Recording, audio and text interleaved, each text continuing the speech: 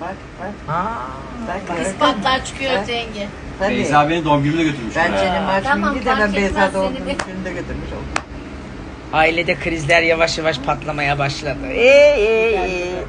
Anneme doğum günde geçen sene Kerem hediye almamış. Annem daha bunu yeni söylüyor.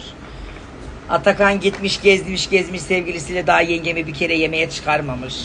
Kerem ayrıca yemeğe gitmiş, adamı hiçbir yere götürmemiş. Allah'tan bana bulaşamıyor. Çünkü ben her şeyi yapmışım daha önceden. Yalan. Ben bütün yatırımımı yapmışım ki bu saatten sonra kimse bana bulaşmasın. Evet. Tatile gittik mi? Gittik. Kahvaltıya götürdüm mü? Götürdüm. Alışveriş yaptım mı? Yaptım. Altın taktım mı? Taktım. Finish. Afiş. Üstüne 600 lira borcum var bana. Ay o da güzeldi. O 600 lirayı 600 lira mı unutmuyor. unutma. Ben sıramı sarmışım. Bu saatten sonra artık nişanlımla gezeceğim. Bir aylık kira.